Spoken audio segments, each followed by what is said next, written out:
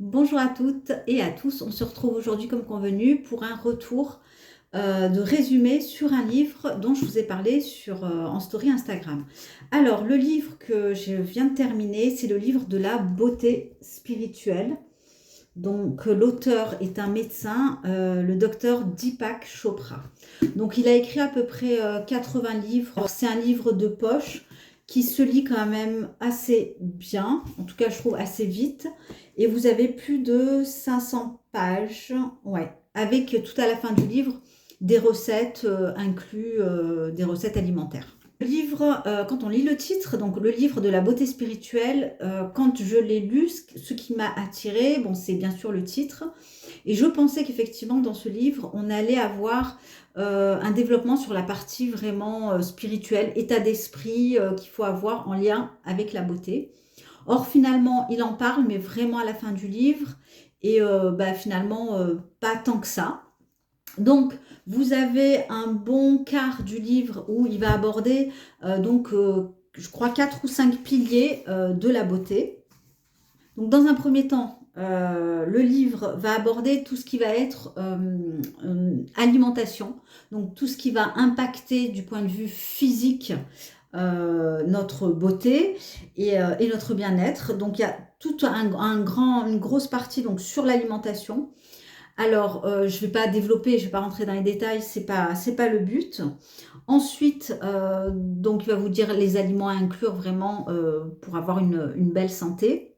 Il va également parler de l'alimentation végane, de l'alimentation un petit peu plus carnivore. On sent quand même son opinion qui est un petit peu défavorable pour tout ce qui va être protéines animales. Ensuite, le deuxième pilier, ça va être nourrir son corps de l'extérieur. Donc là, ça va être réellement, vous avez des petites recettes pour des masques hydratants. Il va vous parler également des ingrédients à intégrer pour le bien-être de la peau du visage, du corps. Et il va faire focus aussi sur les ingrédients à éviter. Le troisième pilier de la beauté, il va parler donc du sommeil et de la beauté. Oui, parce qu'en fait, le sommeil a aussi un lien donc, avec l'aspect de la peau, avec l'aspect des cheveux, avec l'énergie. Donc voilà, il va faire un petit topo là-dessus. C'est toujours très intéressant parce qu'en fait, il fait référence aussi à des études qui ont été faites. Le quatrième pilier, ça va être la beauté qui... Bon, c'est la première fois que j'entends ce terme, mais la beauté primale. Donc ça va être la beauté en fonction des saisons, parce qu'on n'utilise pas les mêmes choses, on ne mange pas la même chose aussi en fonction des saisons. Il va également faire un petit focus sur la médecine traditionnelle chinoise, la pratique de l'Ayurveda, mais c'est un petit peu dispersé dans tout le livre. Donc voilà, ça englobe un petit peu tout.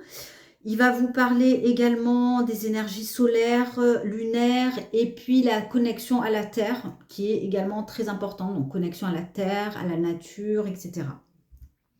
Cinquième pilier, ça va être le pilier du mouvement, donc de l'activité physique, quelle qu'elle soit. Ça peut être de la marche, voilà, du yoga, etc., etc. Donc ça aussi, il va y avoir un topo assez long sur la beauté du mouvement. Et donc le sixième pilier, c'est la beauté de l'esprit. Donc voilà, je vous en ai parlé juste tout à l'heure, donc avec le côté un petit peu plus spirituel qui est aussi en lien avec la beauté. Donc là, on peut parler de physique quantique, etc.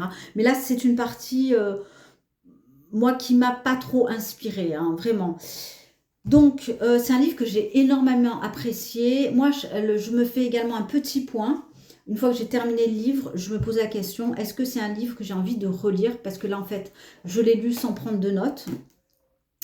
Et du coup, je vais le garder. J'ai pas forcément envie de le vendre, en tout cas pas tout de suite, parce que j'ai réellement envie de le relire et du coup de prendre des notes à ce moment-là. C'est en général, je prends des notes de suite parce que sinon ça m'évite de relire 2 fois le livre.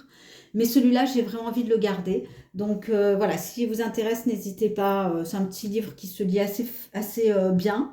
Il est pas cher, 9,50 € et moi je l'ai acheté en grande surface.